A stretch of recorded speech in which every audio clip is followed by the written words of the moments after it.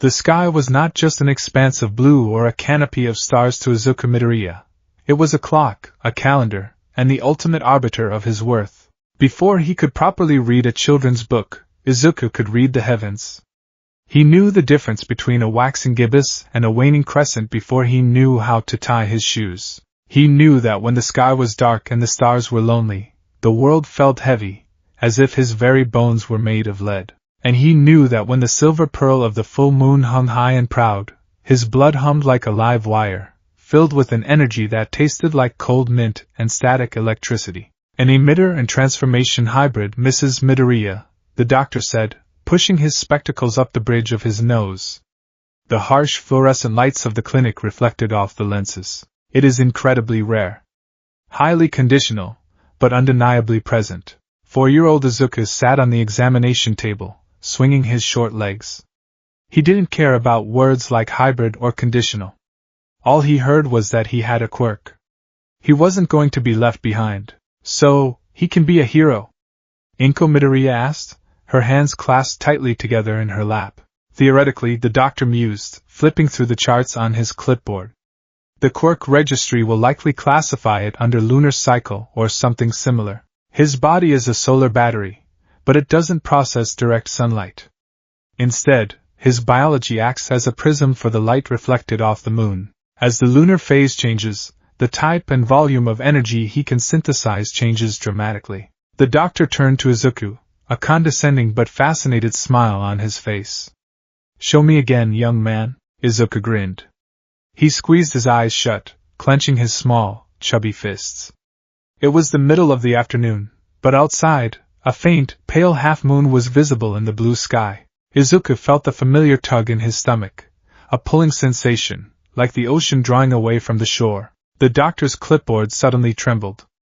With a metallic clatter, it ripped out of the man's hands and floated through the air, smacking gently into Izuku's outstretched palms. "Fascinating," the doctor muttered.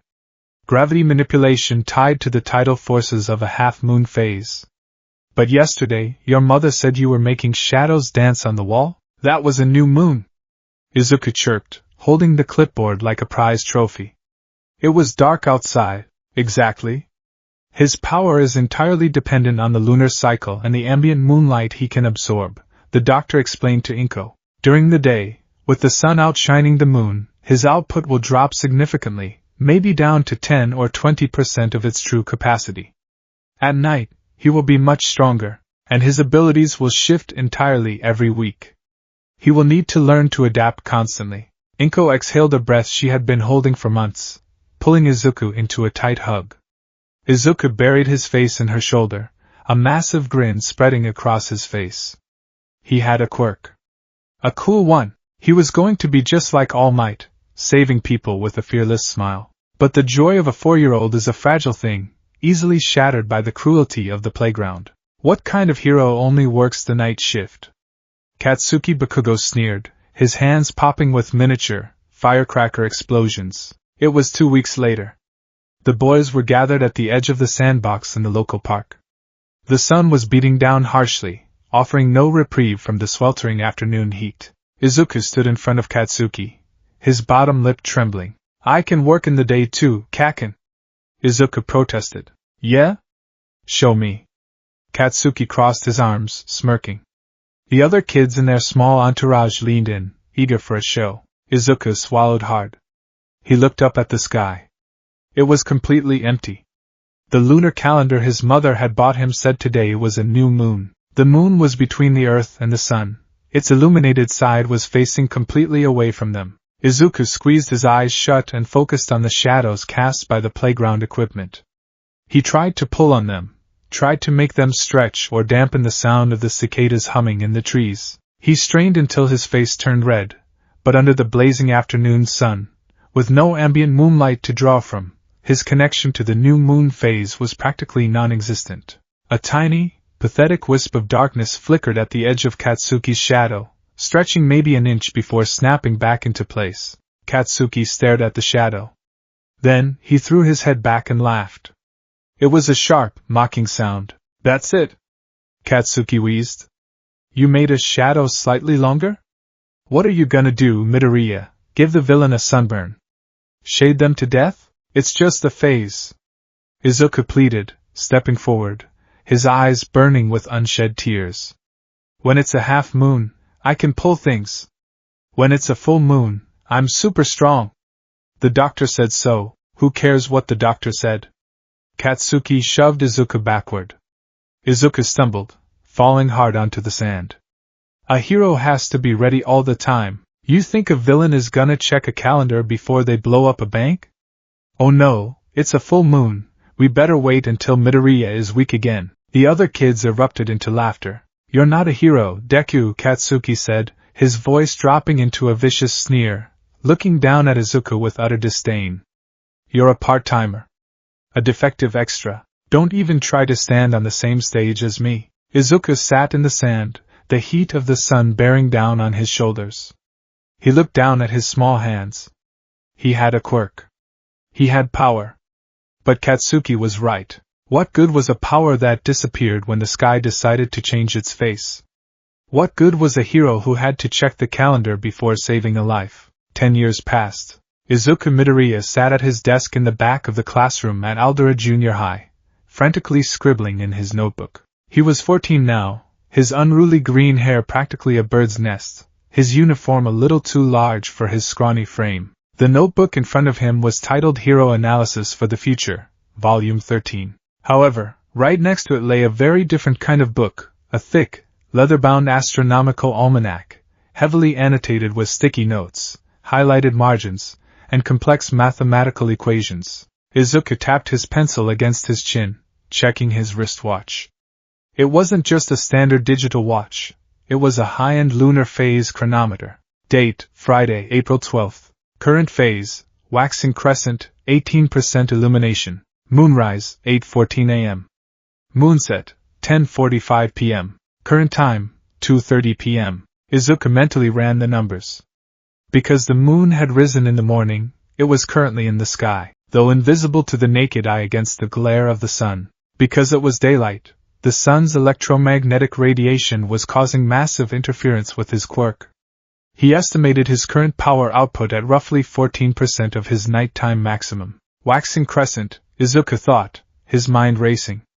The crescent phase grants hard-light constructs and agility. At 14% efficiency, I could probably conjure a shield the size of a dinner plate, or a blade no longer than a paring knife. My agility is slightly enhanced, maybe enough to outrun a bicycle, but not a car. It was a frustrating existence. To be Izuku Midoriya was to live a life governed by percentages and phases. During the new moon, he was practically quirkless during the day, though at night he became a ghost, able to manipulate shadows into solid tendrils and absorb ambient sound to move in utter silence. During the crescent moon, he was a fencer, generating shimmering, silver hard light from his skin that could be shaped into rudimentary weapons or shields. During the half moon, he became the master of tides, able to manipulate gravity by shifting his own mass or the mass of objects he touched. And during the full moon, Izuku shuddered, pushing the thought away. He hated the full moon. He rarely recorded notes on it anymore. Since you're all third years, it's time for you to think seriously about your futures, the homeroom teacher announced, standing at the front of the class with a stack of career aptitude forms. Izuku stopped tapping his pencil. I'll pass out handouts for your future plans now, but... The teacher suddenly grinned, grabbing the stack of papers and tossing them into the air like confetti. You're all pretty much planning to go into the hero course, right? The classroom erupted into cheers. Students activated their quirks in celebration, fingers elongating, eyes glowing, small bursts of water or fire shooting toward the ceiling. Yes, you all have wonderful quirks, the teacher chuckled. But using your powers in school is against the rules, Sensei. Don't lump me in with these losers. The loud, arrogant voice cut through the noise like a knife. Izuku flinched, shrinking down in his seat. Katsuki Bakugo was leaning back in his chair, his feet kicked up on his desk, a smug grin plastered across his face. As if I had anything in common with these weaklings' crappy quirks, Katsuki mocked. They'd be lucky to end up as sidekicks to some busted D-lister. The class erupted in outrage. You think you're better than us, Katsuki? I've got the mock test results to prove it. Katsuki shot back. I'm the only one here with the stuff to make it to UA High School. I'm gonna surpass All Might and become the top hero. The teacher looked down at his clipboard. Oh, right. Midoriya, don't you want to go to UA too? The classroom fell dead silent. For a second, the only sound was the ticking of the wall clock. Then, the entire class burst into uproarious laughter. Midoriya?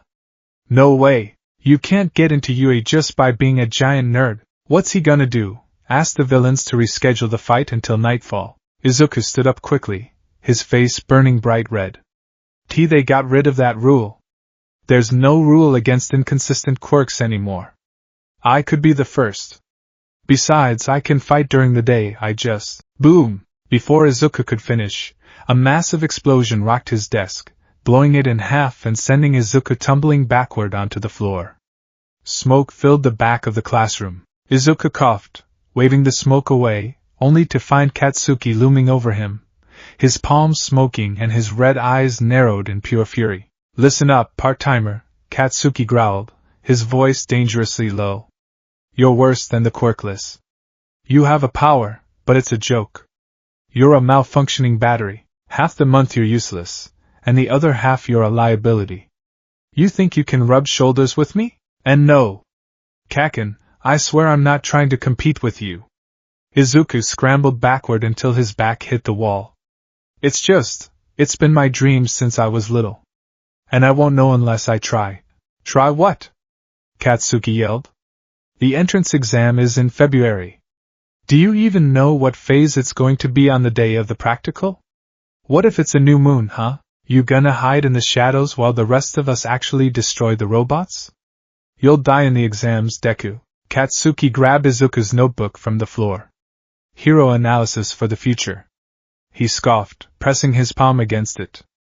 A small explosion reduced the notebook to charred, smoking ruin. He casually tossed it out the open window. Most top-tier heroes have stories about them from their school days.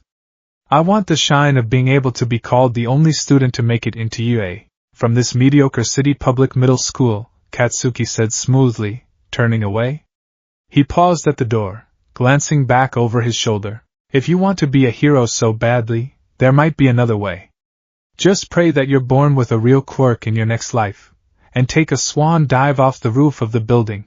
Izuku froze, his breath catching in his throat. The cruelty of the words echoed in the silent classroom. He watched as Katsuki and his lackeys walked away, leaving Izuku alone with the smell of burnt paper and the crushing weight of his own limitations. The walk home was a miserable affair. Izuku managed to fish his charred notebook out of the koi pond behind the school. He tried to brush off the water and the fish food, but the pages were ruined, the ink bleeding into illegible smudges. He sighed, staring down at the ruined cover. Why do I even bother? He thought, dragging his feet as he walked through the city streets. Kaken is right. A hero needs to be reliable.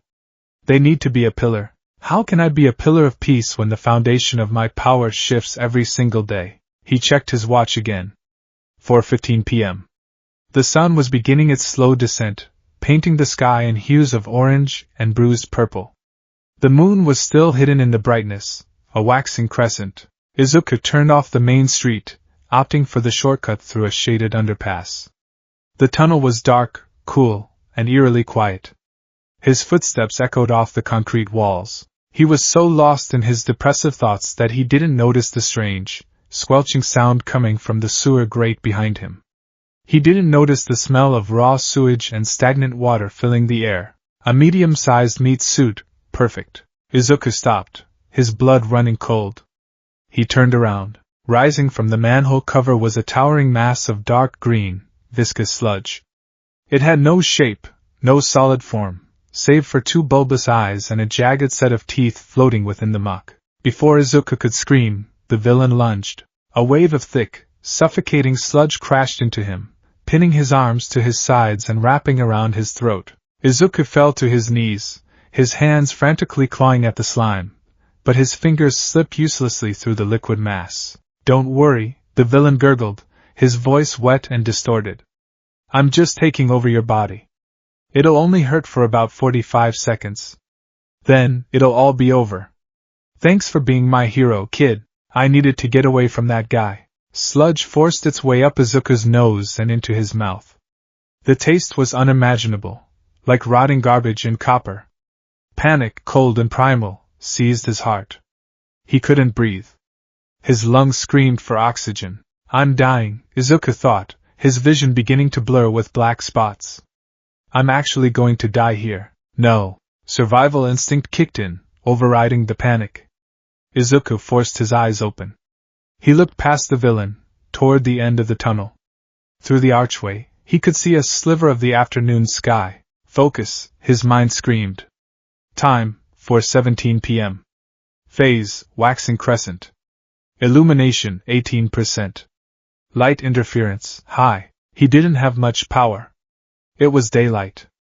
But he didn't need to destroy the villain. He just needed to breathe. Izuku reached out with his mind, searching for that familiar, cold hum of moonlight. It was faint, buried under the roaring heat of the sun, like a single violin playing over a heavy metal concert. But it was there. He gripped that connection and pulled with everything he had. A pale, silvery glow erupted from his right hand. The sludge surrounding his wrist hissed as the light solidified. With a guttural yell, Izuku forced his quirk outward. The hard light construct materialized, not a grand sword or a massive shield, but a jagged, vibrating dagger of pure silver light, no longer than 6 inches. It hummed like a tuning fork, casting a stark, cold illumination against the tunnel walls. Izuku drove the dagger upward, slashing wildly at the only solid part of the villain he could see, the large, bulbous eye. Squelch! Ack! You little brat! The villain roared in agony. The eye ruptured, and the sludge recoiled violently, loosening its grip just enough for Izuku to rip his mouth free. He took a massive, gasping breath of air, coughing violently. You'll pay for that! The villain screamed, the sludge rising like a tidal wave, preparing to crash down and crush Izuku completely. Izuku raised his silver dagger, ready to fight to the bitter end. But the wave never fell. With a sudden, metallic clang, the manhole cover at the entrance of the tunnel was blown off its hinges, flying through the air and embedding itself in the concrete ceiling. A massive shadow filled the entrance. It is all right now, young man, a voice boomed, deep and resonant, echoing through the underpass with the force of a thunderclap. Izuku's eyes widened. He knew that voice. Everyone in the world knew that voice. The massive figure stepped forward, completely ignoring the slime villain. He wore a white t-shirt and cargo pants, but his sheer musculature made him look like a god descended to earth. 2 golden tufts of hair stood up on his head like a crown. I am here! All Might shouted, flashing a blindingly white smile. All Might? The sludge villain shrieked, backing away in terror. He whipped a tendril of sludge toward the number 1 hero, desperate to strike first. All Might didn't even flinch. He simply pulled his right arm back, his fist clenching so hard the air around it seemed to warp. Texas. All Might stepped forward, the ground cracking beneath his boots. Smash! He threw the punch. He didn't hit the villain. He didn't even make contact.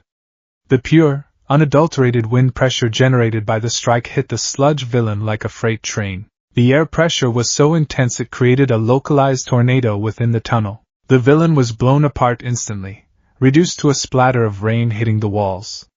Izuku's silver dagger shattered into a dozen wisps of light as the wind knocked him off his feet. As the wind died down, Izuku lay on the concrete, staring up at the towering figure of his idol. All Might was here.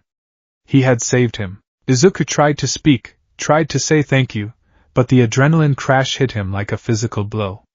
The world spun, the edges of his vision went black, and he slipped into unconsciousness. Hey!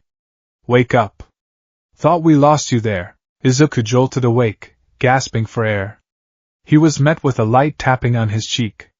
He blinked, his vision clearing, to find All Might's massive face inches from his own. Wah! Izuku screamed, scrambling backward until he hit the railing of the overpass. Excellent! You're awake! All Might laughed loudly, hands on his hips. Apologies for involving you in my villain hunt. I usually don't make mistakes like this, but I was fired up in a new city. I captured the villain safely. He patted 2 large soda bottles hanging from his pockets, filled to the brim with angry green sludge. Thank you. All Might. I have to get an autograph. Izuku patted his pockets frantically, finding his waterlogged notebook. He opened it, only to find that All Might had already signed a massive, sprawling signature across a 2-page spread. Izuku bowed repeatedly, his body vibrating with excitement. Thank you so much. This will be a family heirloom. Well, I must be off, All Might said, stretching his legs. A hero's work is never done. I have to deliver this guy to the police. Wait! Izuku cried out. Already? But I have a question. No time for questions. Stay safe out there. All Might bent his knees, preparing to leap. Izuku panicked. He couldn't let All Might leave. Not yet. He needed to know. He needed to hear it from the one person who mattered. Without thinking, as All Might launched himself into the air, Izuku lunged forward and grabbed onto the hero's leg. The wind tore at Izuku's face, flapping his cheeks wildly as they rocketed thousands of feet into the sky. Hey! Hey! What are you doing? All Might yelled, looking down in shock. Let go! Your fanaticism is too much. If I let go now, I'll fall and die. Izuku screamed, his eyes watering from the wind pressure. Good point. All Might grunted. Hold your breath and shut your eyes. A moment later, they crashed down onto the roof of a tall office building. Izuku collapsed onto the concrete, shaking uncontrollably, his heart hammering against his ribs. Good grief, All Might sighed, wiping a bead of sweat from his forehead. If you knock on the door, the people downstairs will let you out. Now I really must go. Wait! Izuku scrambled to his feet. Please! Just one question. All Might stopped, his back turned to Izuku. Izuku clenched his fists, staring at the broad, invincible back of the #1 hero. All the years of bullying, all the sneers, Katsuki's explosions, the terror of the sludge villain, it all bubbled up to the surface. Can someone with a conditional quirk become a hero? Izuku shouted, his voice cracking. My quirk, it's tied to the moon. Half the time, I'm strong. But during the day, or on a new moon, I'm weak. Everyone tells me I'm useless. That a hero needs to be a constant, reliable pillar. That I'm just a part-timer who'll get himself killed. Izuku squeezed his eyes shut, tears finally falling down his cheeks. Can someone who is only strong sometimes ever hope to be someone like you? Silence stretched across the rooftop. The wind howled softly. Izuku slowly opened his eyes. He expected to see All Might smiling, giving him a thumbs up, telling him that any quirk can be heroic if the heart is right. Instead, thick steam was pouring off All Might's body. All Might? Izuku stepped forward, confused. The steam cleared. The massive, muscular hero was gone. In his place stood an impossibly skeletal, emaciated man with sunken eyes and sharp, angular features. His clothes hung off his frame like a scarecrow. Izuku shrieked, backing away. Who are you? What happened to All Might? You're a fake. An imposter. I assure you, I am All Might, the skeletal man sighed, blood suddenly dripping from his mouth. He wiped it away casually and slumped against the railing, lifting his oversized t-shirt. Izuku gasped. The left side of All Might's chest was a twisted, mangled mess of deep, purple scar tissue, spiraling out from a massive crater. It looked like a bomb had gone off inside his ribs. 5 years ago, a villain did this to me, All Might said, his voice hollow and raspy, devoid of its former booming glory. My respiratory system was nearly destroyed, and my stomach was completely removed. I've had repeated surgeries, but the damage is permanent. Right now, I can only do hero work for about 3 hours a day. The rest of the time, I look like this. Izuku stared in horror. The invincible hero, the symbol of peace, was broken. You asked if a hero can be unreliable, All Might said, his blue eyes locking onto Izuku's. You asked if you can be a hero when your power abandons you half the time. All Might sighed, looking out over the city skyline. The smile I wear, it's to trick the fear inside me. Pro-heroes are always risking their lives. Some villains just can't be beaten without a fight to the death. If my 3 hours run out while I'm fighting a villain, people die. If your power wanes while you're holding up a collapsing building, people die. Izuku felt the ground drop out from beneath him. It's a noble dream, All Might continued softly, pulling his shirt down. But a hero cannot afford to be a part-timer, young man. The world relies on us to be constants. If your quirk abandons you when the sun rises, then you cannot be the pillar this society needs. It is too dangerous. For you, and for the people you want to save. All Might walked past Izuku, heading for the rooftop door. I cannot simply tell you that you can become a hero. It's good to dream, young man. But you have to be realistic. Consider becoming a police officer. They get mocked for having villains delivered to them, but it's a fine profession. The door opened and shut. Izuku stood alone on the roof, the cold wind whipping through his hair. He didn't cry. The tears were completely dried up. He just felt hollow. The number one hero, the man he idolized above all others, had just agreed with Katsuki. He had looked at Izuku's lunar calendar and told him it wasn't enough. Izuku didn't remember walking down the stairs of the office building. He didn't remember walking out onto the street. He operated on autopilot, his mind a blank, white static. Be realistic, All Might had said. Take a swan dive, Katsuki had said. Izuku stopped at a crosswalk, staring blankly at the red light. The sun was dipping lower in the sky, casting long, dramatic shadows across the pavement. It was nearing 5:30 p.m. The waxing crescent moon was beginning to become faintly visible against the darkening eastern sky, a pale sliver of silver. Boom! The ground shook. A massive explosion echoed from a few blocks away, followed by the sound of screaming and shattering glass.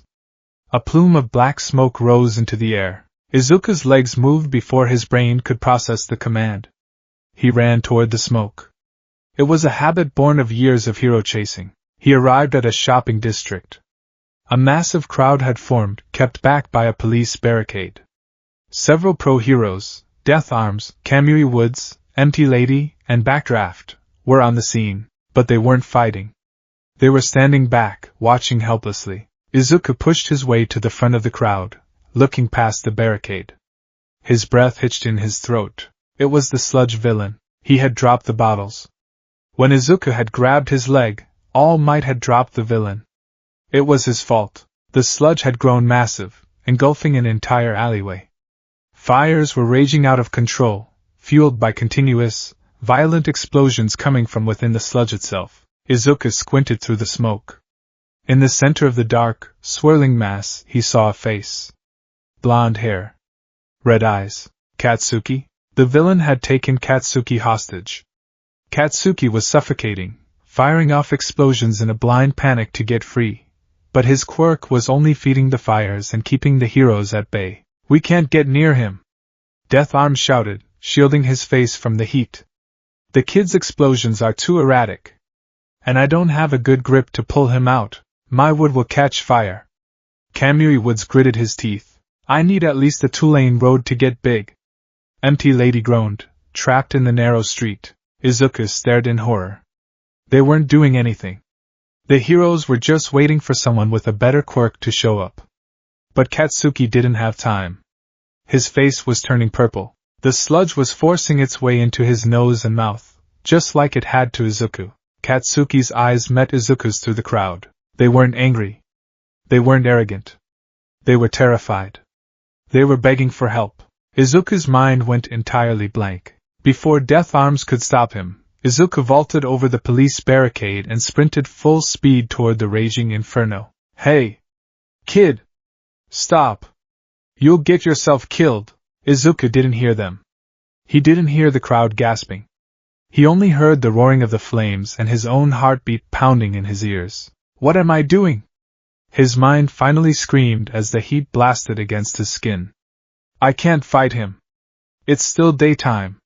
My power is only at 20%. I don't have enough moonlight to make a blade big enough to cut him. The villain saw him coming and laughed, a sickening, bubbling sound. You again? The little brat who stabbed me. I'm gonna crush you. A massive tendril of sludge whipped toward Izuku like a battering ram. Izuku didn't stop running. His hyper-analytical mind, honed by years of surviving Katsuki's bullying and tracking the sky, kicked into overdrive. I can't overpower him. I need a distraction. Izuku unslung his heavy yellow backpack, gripping it by the strap. He spun on his heel, using his momentum to hurl the backpack directly at the villain's face. The heavy bag flew true, the metal zipper and thick textbooks inside smashing directly into the villain's uninjured right eye. Ack! My eye! Again? The villain shrieked, the tendril missing Izuku by inches and smashing into a brick wall. The sludge around Katsuki's face loosened just a fraction. Katsuki gasped for air, coughing violently. Deku? What the hell are you doing? Izuku didn't answer. He dove into the sludge, sinking his hands into the thick, foul-smelling muck, desperately trying to claw Katsuki free. It was useless. The slime was like liquid concrete. Why are you here? Katsuki screamed, confused and furious. Izuku looked at him, tears streaming down his soot-stained face. He didn't know why. He had no plan. He had no power. He just knew he couldn't watch someone die. I couldn't just stand there and watch you die. Izuku screamed back, his voice tearing from his throat. You looked like you needed saving. From the crowd, a skeletal man watched in stunned silence. All Might gripped his chest, feeling the phantom pain of his wound. He had scolded this boy. He had told him to give up because he wasn't strong enough. Yet here was a boy with a conditional quirk, practically powerless in the daylight, rushing into the fires of hell while the pros stood by and made excuses. Pathetic, All Might thought, gritting his teeth as steam began to roll off his skin. I am pathetic. He is right. A hero is someone who moves before they think. The villain recovered, his one good eye glaring at Izuku with murderous intent. I'm done playing with you. Die. A massive wave of sludge rose high into the air, casting a shadow over Izuku and Katsuki. Izuku raised his arms, instinctively trying to summon a hard light shield, but the ambient moonlight wasn't enough. Only a faint, silver glimmer flickered across his forearms. It wouldn't hold. He closed his eyes, bracing for the impact. Boom! A massive hand gripped Izuku's wrist. Another hand grabbed Katsuki's collar. Izuku opened his eyes. The wave of sludge had stopped inches from his face, held back by a muscular, blood-stained arm. I really am pathetic, All Might growled, blood spilling from his mouth, his golden hair whipping in the heat of the fire. All Might? Izuku gasped. I told you the traits that make a great champion, All Might said, his voice straining as he forced his broken body past its limits. But I didn't live up to my own ideals. Pros are always risking their lives. All Might ripped Izuku and Katsuki free from the sludge, throwing them behind him. He planted his feet, grabbed the villain by its thickest mass of slime, and pulled his fist back. Detroit. The air pressure dropped instantly. The flames around the alleyway flickered and died, starved of oxygen as all the air was sucked toward All Might's fist. Smash! The punch connected. The shockwave was catastrophic. The villain wasn't just blown apart. The sheer kinetic force of the punch traveled straight up into the atmosphere. The pressure wave cleared the smoke, cleared the fire, and slammed into the clouds above the city. A moment later, a drop of water hit Izuku's cheek. Then another. He looked up.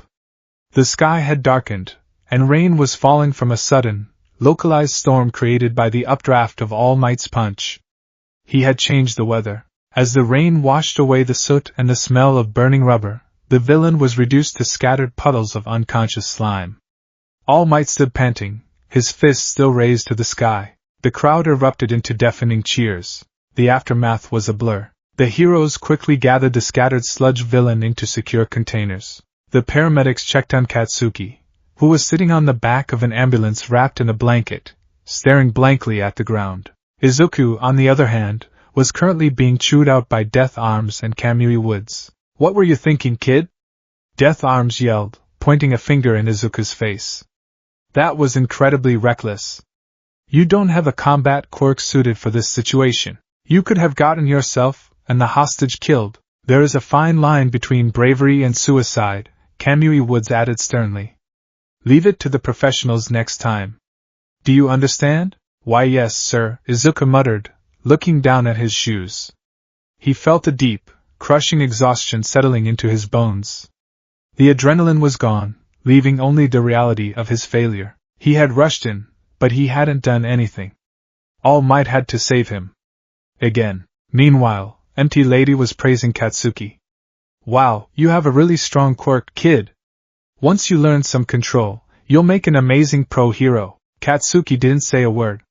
He just glared at the concrete. Once the police finished taking his statement, Izuku was allowed to leave. The sun had finally set completely. The city streetlights flickered on, casting long shadows. Izuku walked home slowly, his head hung low. I guess this is it, he thought. I tried my best. I wanted to be a hero so badly.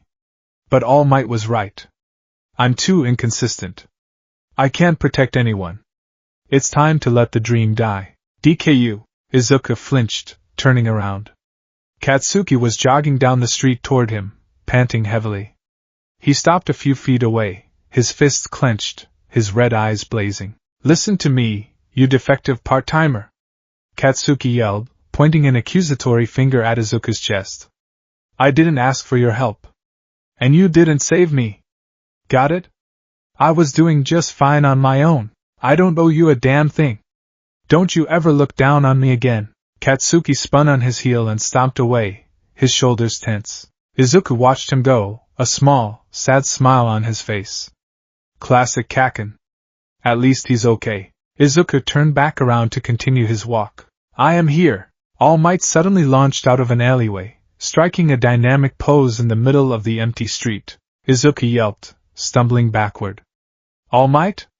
What are you doing here? I thought you were surrounded by reporters. All Might laughed heartily. Shaking them off was a breeze. Why? Because I am All Magh. In a cloud of steam, the muscular hero vanished, replaced by the coughing, skeletal man. Izuku cringed as All Might hacked up a small amount of blood. Are you okay? Izuku asked, rushing forward. I'm fine. All Might wiped his mouth, standing up straight. The playful demeanor vanished, replaced by a deep, solemn gravity. He looked at Izuku, his sunken blue eyes piercing through the darkness. Young man. I came to thank you? And to apologize. Izuku blinked, stunned. Apologize? But you saved me. You saved Kaken. If you hadn't been there, if you hadn't told me about your life, and then showed me what true heroism looked like, I would have been a worthless bystander, All Might said softly. You told me you were weak during the day. You told me your quirk couldn't save anyone in that state. Yet, out of everyone in that crowd, including the pros, you were the only one who moved. All Might took a step forward. Top heroes have stories about them from their school days, All Might said, his voice echoing in the quiet street. Most of their stories have one thing in common. Their bodies moved before they had a chance to think. Izuku's breath hitched. Tears pricked at the corners of his eyes. That was true for you today, wasn't it? All Might asked. Izuku fell to his knees, burying his face in his hands as the tears finally spilled over.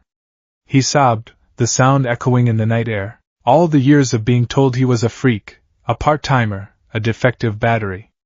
All the years of desperately looking at the sky, praying the moon would grant him the strength he needed to be normal. You can become a hero, All Might said, the words falling over Izuku like a warm blanket. Izuku cried harder. It was the only thing he had ever wanted to hear. All Might knelt down, placing a large, bony hand on Izuku's shaking shoulder. I told you earlier that a hero cannot be unreliable, All Might said softly.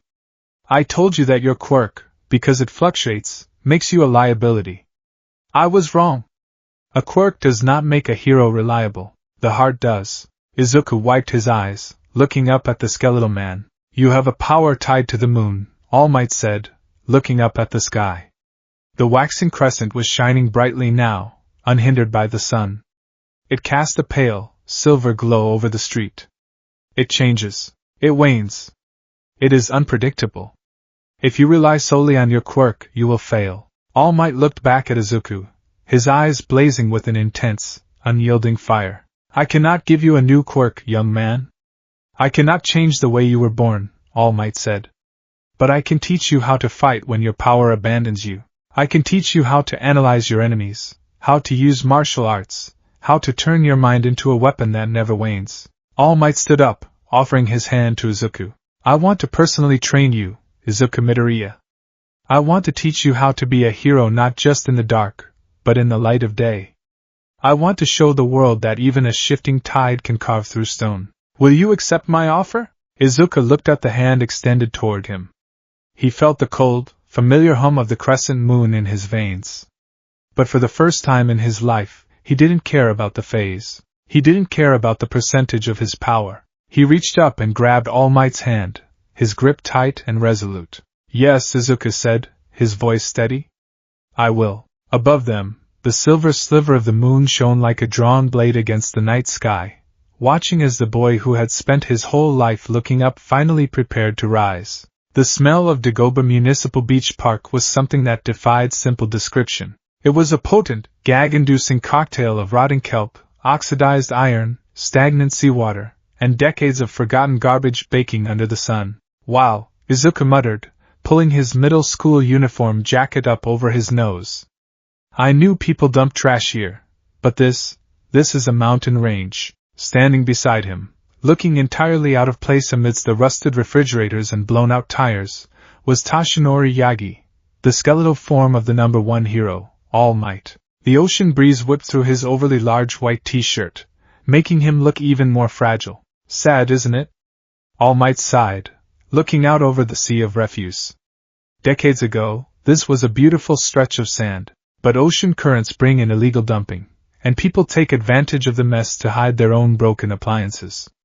It's the broken window theory in action. Society looks at a mess and decides it's okay to make it worse.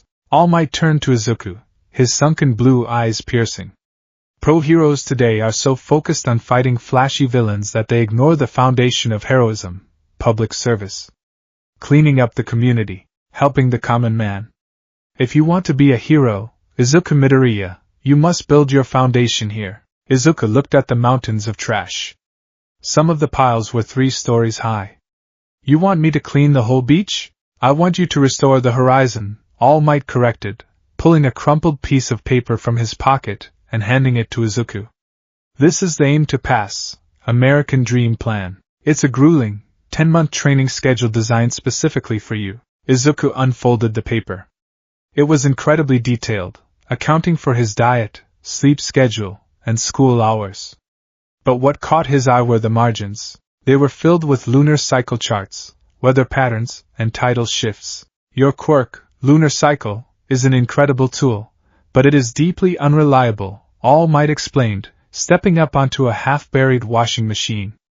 If you rely on it blindly, you will fail. Therefore, this training camp has 2 purposes. First, you will build a baseline of pure, unadulterated physical strength and martial arts proficiency. When your quirk abandons you, your fists and your mind will not. All Might coughed into his fist before pointing dramatically toward the ocean. Second, we are going to master the phases.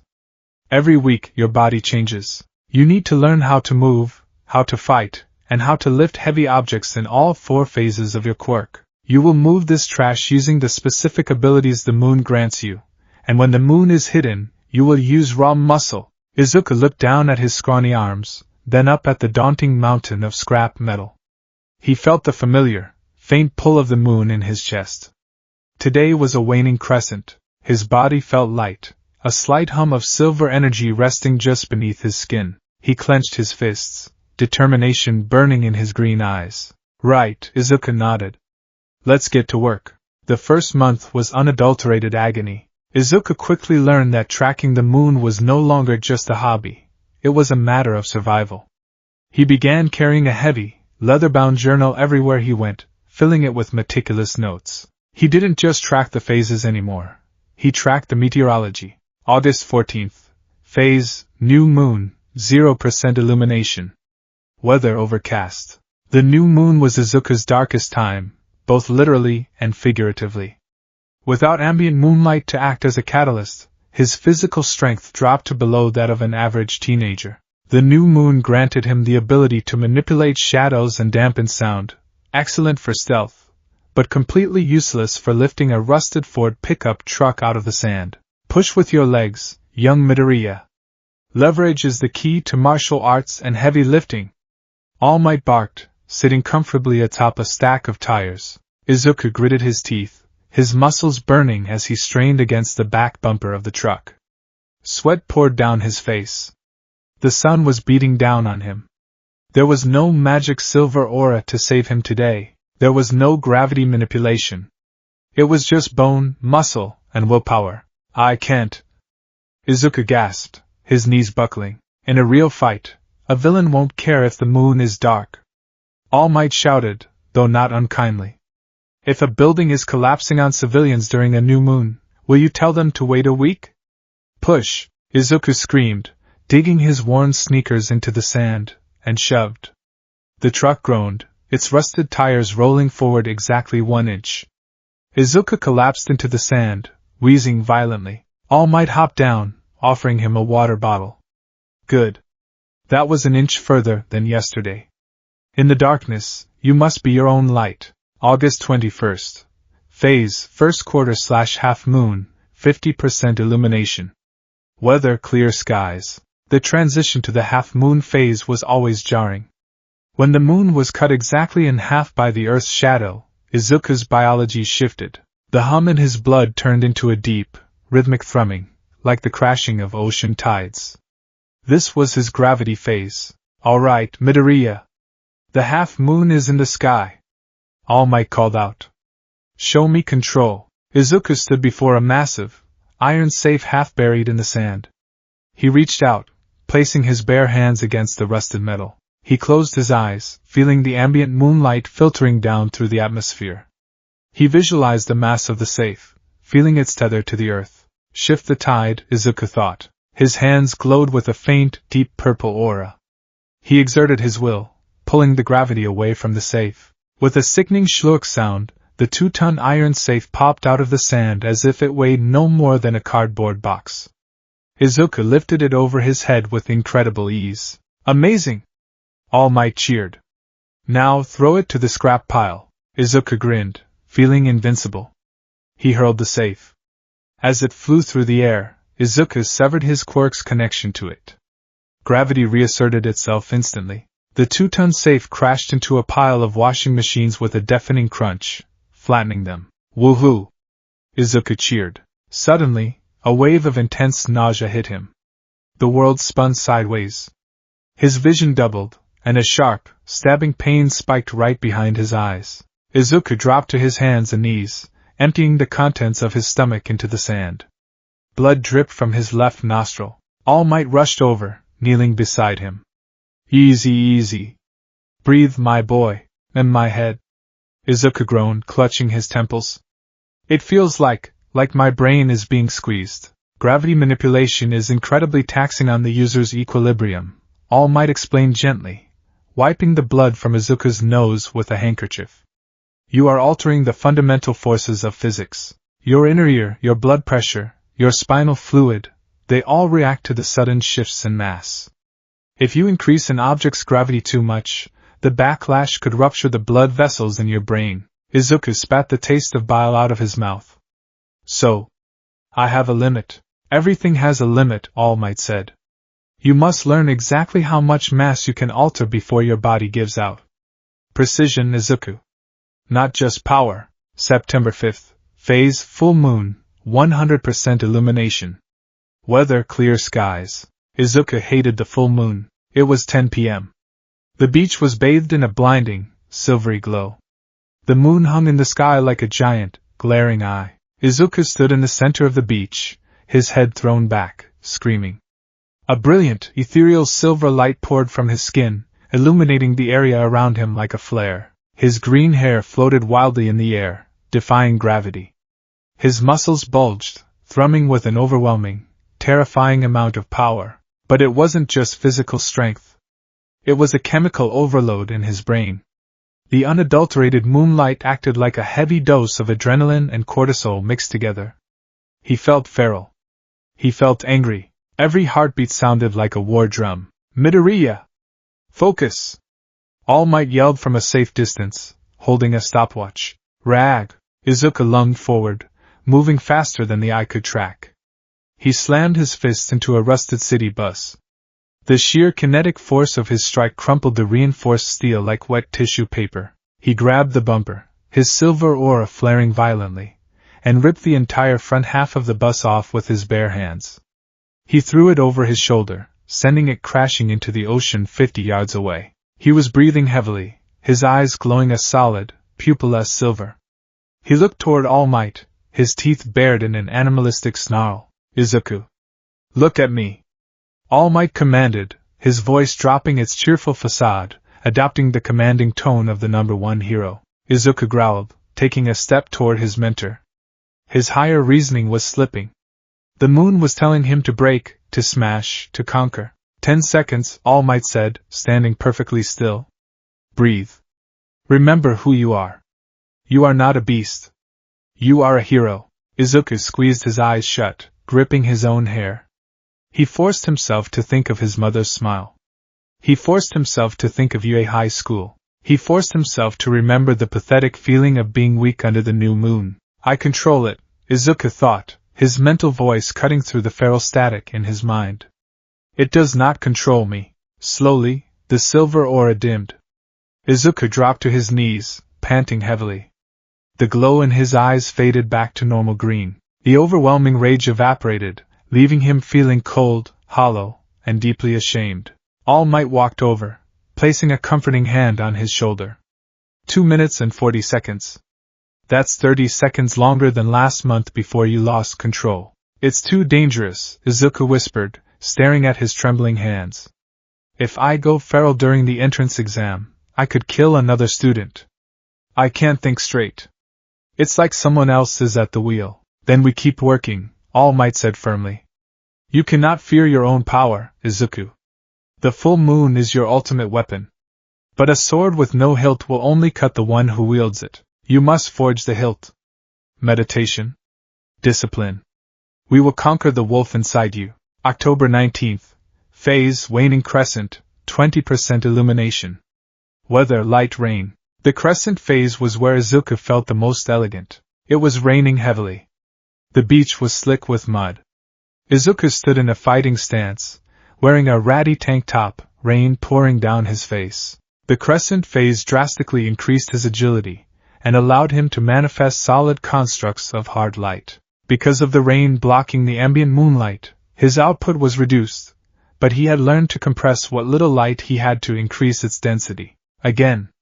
All Might shouted, tossing a rusted toaster high into the air. Izuku moved. He didn't just run, he glided. His footwork, drilled into him by All Might over the last few months, was immaculate. He pushed off the sand, spinning in the air. He focused the moonlight into his forearms. 2 shimmering, razor-sharp blades of silver light extended from his elbows, past his fists, resembling long, glowing tonfas. Crescent style, silver swallow. Izuku slashed outward in an X motion. The hard light blades cleanly sliced through the metal toaster midair, splitting it into 4 perfectly even pieces before it hit the ground.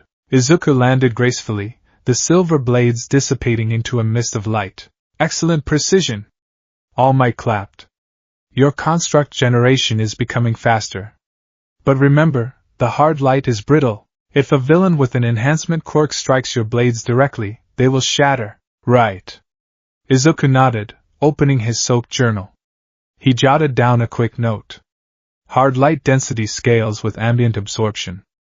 In heavy rain, avoid blocking heavy attacks. Use agility to dodge and strike weak points. The months bled together. Autumn turned to a bitter, freezing winter. Izuku's life became an unending cycle of school, beach cleanup, martial arts sparring with All Might, and furious studying. He analyzed pro-heroes constantly, but now, he also analyzed his environment. He knew that the smog over the industrial district reduced his ambient light intake by 12%.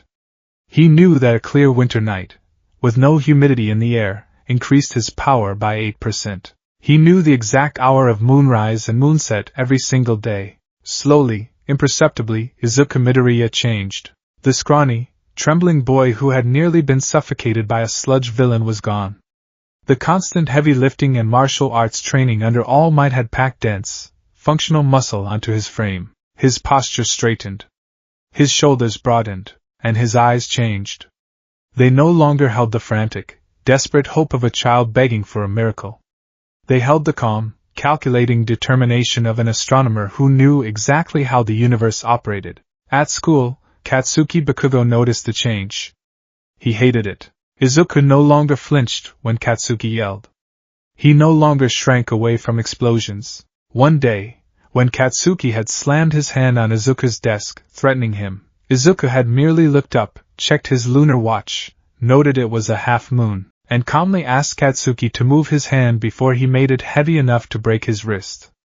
Katsuki had backed off, unnerved by the cold confidence in Izuku's voice. Finally, the morning of February 26th arrived. Izuku stood at the edge of the seawall, looking out at Dagoba Municipal Beach Park. The sun was just beginning to rise, casting a golden hue over the water. There was no trash. Not a single tire, not a single piece of rusted metal. The pristine white sand stretched out for miles, met only by the gentle crashing of the waves. Izuku dropped his heavy backpack onto the concrete. He took a deep breath of the salty air. Aya! He screamed at the ocean, pouring 10 months of pain, exhaustion, fear, and triumph out into the morning air. It was a scream of victory. All Might stood behind him in his skeletal form, wearing a heavy winter coat, a proud smile on his face. You did it, young Midoriya, All Might said softly. You didn't just complete the plan. You exceeded it. You cleared the entire beach, and you mastered your foundation. Izuku turned around, tears pricking his eyes. He bowed deeply, his forehead nearly touching his knees. Thank you? Thank you for everything, All Might. Hold your tears, boy. The real test is today, All Might said, holding up a finger. Tell me. What is the reading? Izuku immediately wiped his eyes and straightened up, his mind snapping into analytical mode. He checked his watch, though he didn't really need to. He could feel it in his blood. Date, February 26th, Izuku recited. Phase, waning half moon.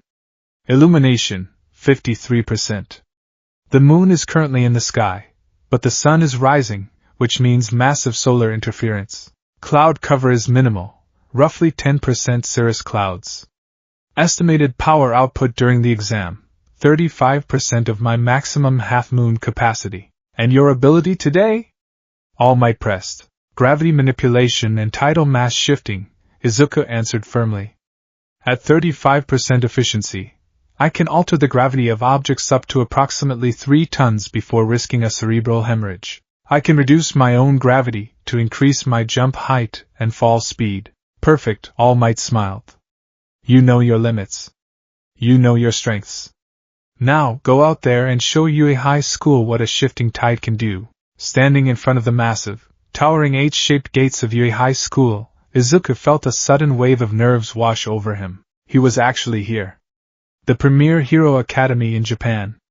The alma mater of All Might himself. Izuku took a step forward, his foot catching the edge of a poorly laid paving stone. He pitched forward, his arms flailing wildly. Of course, he thought, panic seizing him. 10 months of martial arts training, and I'm going to face plant before I even get inside. He instinctively tried to activate his quirk, to lessen his own gravity, but before he could, he stopped midair. He was floating. Are you okay? Izuku carefully reoriented himself, his feet touching the ground.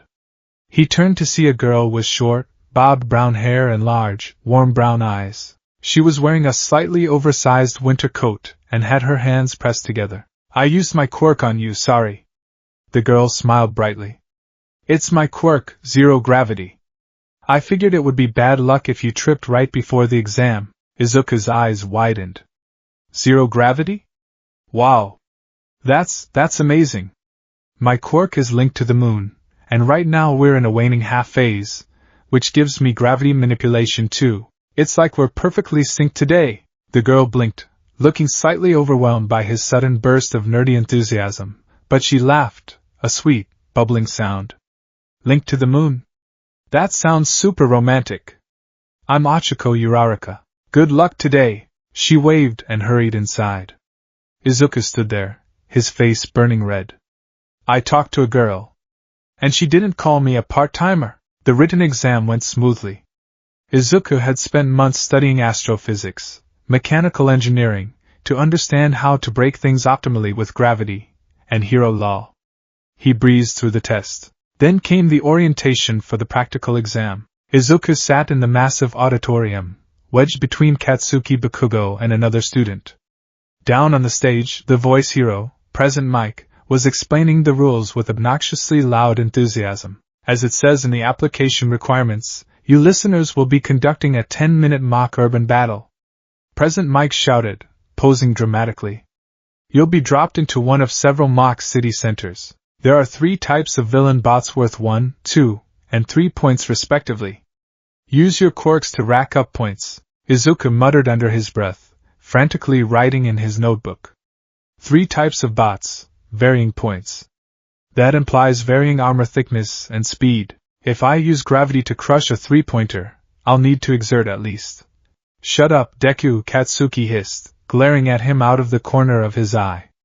Your muttering is giving me a headache. I don't care how much you've been working out. A weakling who has to check the weather before a fight doesn't belong here. Izuku stopped writing. He didn't flinch. He just calmly closed his notebook and looked Katsuki dead in the eye. The weather is clear, Kaken. And my gravity is heavy today. You should worry about your own score. Katsuki's eye twitched in fury, but before he could explode, another student, a tall, stern-looking boy with glasses and engines in his calves, stood up and loudly interrupted Present Mike to ask about a 4th type of robot listed on the handout. Great question, listener. Present Mike pointed at the screen, showing a massive, hulking silhouette. That's the 0-pointer. It's an obstacle. A massive gimmick that rampages around the arena. I recommend you run away from it. An obstacle, Izuku thought. No points. Just a pure hazard to test evasion and situational awareness under pressure. Understood. Battle Center B was the size of a small metropolitan city. Izuku stood in the middle of a massive crowd of nervous teenagers stretching his legs. He saw Uraraka a few yards away, looking incredibly nauseous. He wanted to go over and wish her luck, but the engine legs boy from the auditorium suddenly stepped in his way, accusing him of trying to distract her. Izuku just sighed, checking his watch one last time. Phase waning half. Output 35%. Let's go. Start. Present Mike's voice echoed from a massive speaker tower. What's the matter? There are no countdowns in real fights. Run, run, run! The crowd panicked and began to stampede forward. Izuku didn't run. Running was inefficient. He closed his eyes, tapping into the cold, rhythmic thrumming of the half-moon in his chest. He felt the tidal forces of the earth, the invisible strings of gravity pulling everything down. He reached out and plucked his own string. Lunar shift, ebb tide. A faint, purple aura flared around Izuku's body.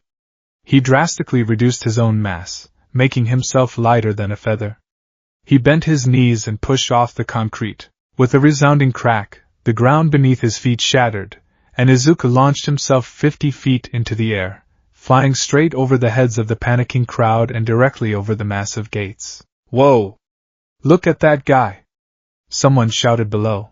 Izuku soared through the air, getting a perfect aerial view of the mock city. He spotted a cluster of mechanical targets down a main street. 2 1-pointers and a 3-pointer. He adjusted his trajectory mid-air, positioning himself directly above the 3-pointer. As gravity began to reclaim him, Izuku shifted his quirk. Lunar shift, flood tide. He cancelled his zero-gravity state, and immediately multiplied his own mass by 5. His purple aura flared violently. He dropped out of the sky like a meteor, reeling his fist back. He didn't just punch the robot. He focused an intense localized gravity well into his knuckles just before impact. Smash! Izuku's fist struck the 3-pointer's head. The gravitational force was devastating. The robot didn't just break, it completely imploded. The reinforced steel buckled inward, crushing its own internal circuitry into a dense ball of scrap metal. Izuku landed gracefully on the ruined chassis, breathing heavily. He immediately released the gravity well. 3 points, Izuku muttered, grinning. He didn't stop. He couldn't afford to. He sprinted down the street, his muscles propelling him at incredible speeds thanks to his months of training with all might. A 2-pointer burst out of an alleyway, swinging a massive metallic pincer at his head. Izuku ducked under the swing, pivoting on his heel. He pressed his palm flat against the robot's central chassis. He poured his half-moon energy into the machine, visualizing its mass multiplying exponentially. The robot froze. Its mechanical joints shrieked in protest. Then, with a horrific groan of tearing metal, the robot's legs gave out, snapping under the sudden, immense weight of its own body. It collapsed onto the pavement, completely immobilized, crushing itself against the concrete. 5 points, Izuku coughed. A sharp spike of pain hit his temples. He was at 35% efficiency because of the daylight. Using gravity on heavy objects was taxing. He wiped his nose. A small drop of blood had formed. I have to pace myself. Use martial arts for the weak ones, save the quirk for the big ones. For the next 8 minutes, Izuku was a blur of efficiency. He used his martial arts to disarm or disable the one-pointers, ripping their wiring out with his bare hands. When a 3-pointer appeared, he used his ebb tide to launch himself off walls, striking them with heavy, gravity-enhanced kicks. Up in the observation room, the UA teachers were watching the monitors with great interest. This year's crop looks promising, the heroine Midnight purred, watching Katsuki Bakugo blow up a horde of robots. That explosion boy has incredible raw power. There's a lot of interesting utility too, the principal, a small white animal named Nizu, observed. He tapped a monitor showing Izuku. Look at this one. Izuku Midoriya.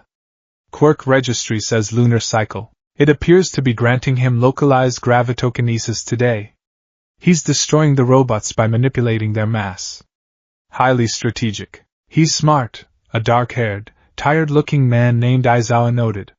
He knows his limit. He's only using his quirk for finishing blows on heavy targets. He's relying on physical agility for the rest. But, does he have the instinct to survive a real threat? Nizu smiled, his paw hovering over a large red button. Let's find out. Time to deploy the hazard. Izuku was panting heavily, leaning against a brick wall. His head throbbed. He had 54 points. It was a solid score, but he didn't know if it was enough. The street was littered with the crushed and imploded remains of villain bots. Suddenly, the ground began to shake. It wasn't a localized tremor. The entire mock city vibrated. The windows of the surrounding buildings shattered simultaneously. What is that? Another examinee yelled, pointing down the main avenue. Izuku looked up and felt the blood drain from his face. Rising from behind the buildings, dwarfing the skyscrapers of the mock city, was a mechanical monstrosity. It was easily 100 feet tall, rolling on massive, tank-like treads. Its single, glowing red eye swept over the street. The 0-pointer. With a casual swing of its massive arm, it sheared the top half off a building. Debris rained down on the street like a meteor shower. Run! Someone screamed. It's the 0-pointer. Time's almost up. Just run! The examinees broke into a dead sprint, fleeing in the opposite direction. Izuku's instincts screamed at him to follow them. This was an obstacle. There were no points to be gained here. Engaging it was strategically foolish and physically suicidal. At his current 35% output, trying to manipulate the gravity of a machine that large would instantly liquefy his brain. Izuku turned to run. Ow, my ankle. The voice was faint, barely audible over the roaring engines of the 0-pointer. Izuku stopped dead in his tracks. He turned around. Through the dust and smoke, he saw her. Achiko Uraraka. The girl who had stopped him from falling. Her leg was pinned beneath a massive slab of concrete rubble that had fallen from the building. She was desperately trying to push it off, but she was exhausted, and her quirk couldn't make the rubble light enough to move. The 0-pointer's massive tread was rolling directly toward her. It was going to crush her. Izuku didn't think. A hero is someone whose body moves before they have a chance to think. All Might's words echoed in his mind. Izuku didn't look at his watch. He didn't care about the phase. He didn't care about the solar interference. He cared about the girl who was about to die. Izuku dug his sneakers into the pavement and sprinted straight toward the 0-pointer. What is he doing? The glasses boy yelled from a safe distance. He'll be killed. Izuku ran faster than he ever had in his life. He pushed his quirk to its absolute, agonizing limits. He dropped his own mass to practically nothing, becoming as light as air. He didn't just jump. He created a highly condensed, volatile sphere of reverse gravity directly beneath his feet. It was essentially a gravitational explosion. Lunar shift, catapult. The concrete beneath Izuku exploded into dust. The sheer repulsive force launched Izuku into the air like a surface-to-air missile. The G-force was so intense his vision instantly went entirely red as blood vessels in his eyes ruptured. He rocketed up the front chassis of the zero-pointer, soaring higher and higher until he was face-to-face with the massive, glowing red eye. I can't lift it. I can't crush it, Izuku thought, his brain screaming in agony as migraines tore through his skull. It's too big. But I don't need to crush the whole thing. I just need to make it fall backward.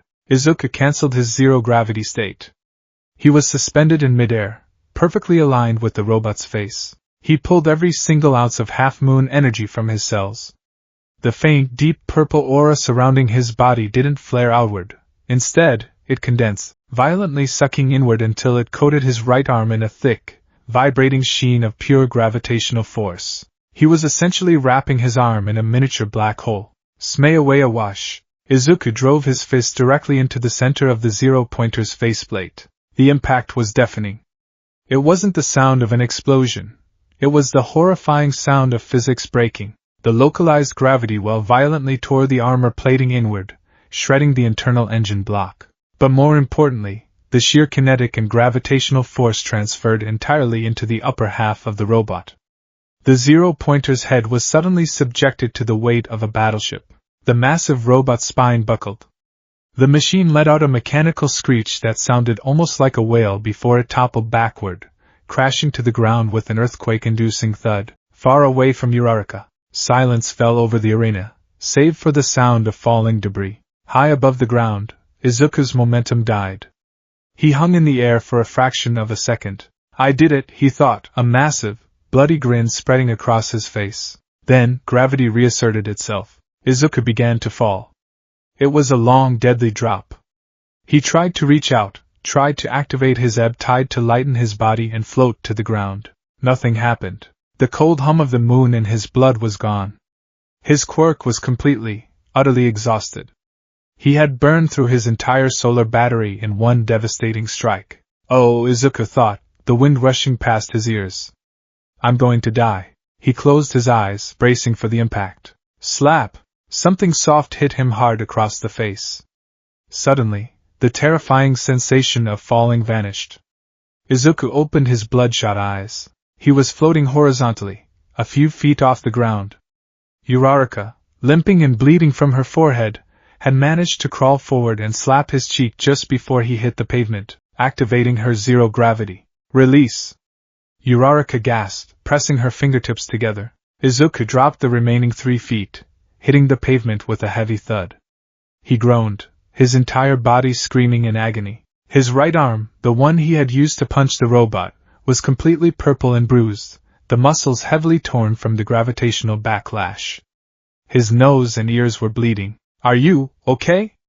Uraraka asked, crawling over to him, her face pale. Yeah, Izuku rasped, giving her a weak thumbs up. Just a little headache. Time's up. President Mick's voice blared over the speakers. The mock battle was over. Izuku lay on his back, staring up at the sky. The clouds had parted slightly. He could see the waning half-moon, pale and faint against the morning sun. Very nice work, everyone. A small, elderly woman hobbled through the crowd of stunned examinees, using a large syringe as a cane. It was the youthful heroine, Recovery Girl. Oh dear, this one really pushed his limits, she said, kneeling beside Izuku. She looked at his bruised arm and bleeding nose. Gravity recoil? You essentially gave yourself a severe concussion and tore your ligaments. Foolish boy. She puckered her lips and planted a wet kiss on Izuku's forehead. Instantly, a warm rush of energy flooded Izuku's body. The tearing pain in his arm subsided, the bruising fading to a dull yellow. The bleeding from his nose stopped. The migraine evaporated. However, as his body forcefully accelerated its healing process, it drained the very last drop of his physical stamina. Izuku tried to sit up, but his vision swam. The world tidled dangerously to the left. He saw Uraraka smiling at him in relief. He saw the ruined chassis of the zero-pointer, and then, he saw nothing at all, slipping away into a deep, dreamless sleep. The hologram projector clicked off, the small metal disc sliding back into the pristine white envelope on Izuku Midoriya's desk. The room was dark, save for the faint glow of the streetlights outside his window, but Izuku didn't need the light to see the image burned into his mind. You pass with flying colors, young Midoriya. Welcome to your Hero Academia. All Might's booming voice still echoed in the quiet of his bedroom. Izuku let out a long, shuddering breath, leaning back in his desk chair. He looked down at his right arm. It was wrapped in an elastic compression sleeve, a lingering reminder of the sheer devastation he had wrought upon his own body when he punched the zero-pointer. Recovery Girl had healed the worst of the torn ligaments and the microfractures in his bones, but she had warned him that the localized gravitational well he had created was incredibly dangerous.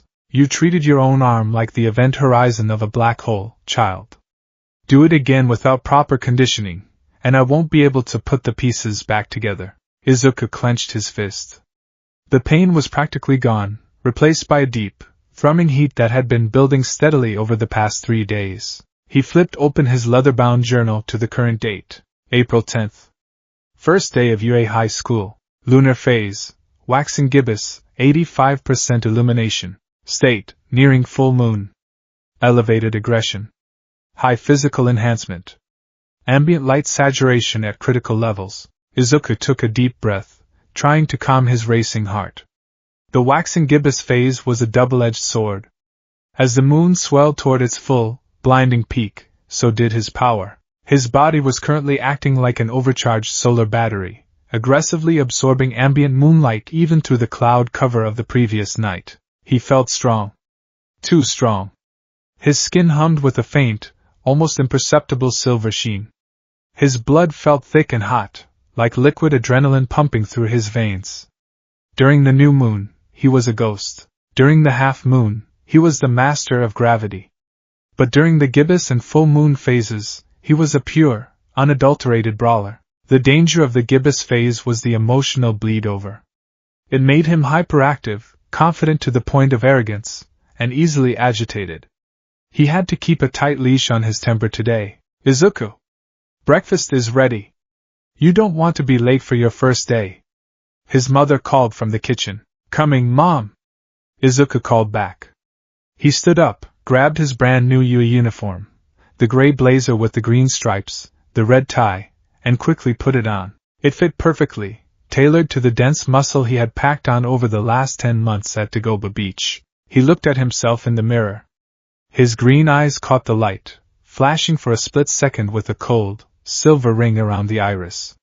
He blinked, and it was gone. Keep it under control, he told his reflection. You're a student today. Not a weapon. The hallways of UA High School were massive, designed to accommodate students with gigantification or mutation quirks. Izuku walked down the polished corridors, the sounds of his new heavy-duty sneakers echoing lightly. He was vibrating with excess energy. The gibbous phase made standing still feel like torture. He wanted to run, to sprint up the walls, to punch a crater into the floor just to let off some steam. He squeezed his hands into tight fists, forcing his breathing into the meditative rhythm All Might had taught him. Inhale for 4 seconds. Hold for 4. Exhale for 4. He finally found a door roughly the size of a blast shelter, with the label 1A painted in massive red letters. Izuku stopped in front of it. This is it. The starting line. He reached out and slid the massive door open. Take your feet off of that desk immediately. Huh! What did you say to me, Four Eyes? Izuku let out a soft groan. Of course. The first thing he heard was the sound of Katsuki Bakugo picking a fight. Inside the classroom, the tall, bespectacled boy with engine calves, the one who had scolded everyone at the orientation, was chopping his arm stiffly through the air at Katsuki. Katsuki, completely unbothered, was leaning back in his chair with his boots firmly planted on the polished wood of his desk, an ugly scowl on his face. It is the first day of school, and you are already disrespecting the property of our upperclassmen and the legacy of this great institution. The glasses boy declared. A legacy? I'll crush it, Katsuki sneered, popping a small explosion in his palm. What middle school are you from, extra? I am Tenya Ida, from Semi-Private Academy. Sama? So you're an elite, huh? I'm gonna have fun crushing you to pieces. Crushing me? That is exceptionally cruel. Do you truly aim to be a hero? Ida gasped, clutching his chest in horror. He turned toward the door, finally noticing Izuku standing in the threshold. The entire classroom seemed to pause. Katsuki's red eyes locked onto Izuku. The arrogant sneer on his face vanished, replaced by a look of profound, venomous hatred. Izuku felt the gibbous energy spike in his chest, a primal, animalistic urge to bare his teeth rising in his throat. He forced it down, maintaining a neutral expression. Ida immediately marched over to the doorway, his movements stiff and robotic. You are the one who realized the true nature of the practical exam. Izuku blinked. The true nature? Yes. You prioritized saving that girl over gaining points. I was completely blind to the rescue mechanic of the exam. Ida bowed deeply, perfectly at a 90-degree angle. I judged you prematurely in the auditorium. I must apologize. You are clearly a superior candidate. And no, you don't need to bow. Izuku stammered, his aggressive gibbous energy faltering slightly under Ida's intense earnestness. I just moved before I thought. I didn't actually know about the rescue points. Hey! You! Izuku looked past Ida to see a familiar face poking out from the hallway behind him. It was Achiko Uraraka, her brown hair bobbing as she smiled brightly. The frizzy-haired boy. You made it! She cheered, clapping her hands together. I'm so glad! Your punch against that huge robot was incredible. It was like BM, and then kaboom, and the whole thing just folded like paper. Oh, thanks, Uraraka. Izuku rubbed the back of his neck, feeling his face flush. The sudden influx of praise was completely foreign to him. He was used to being the outcast. Suddenly, a chair scraped violently against the floor. Katsuki stood up, kicking his desk forward an inch.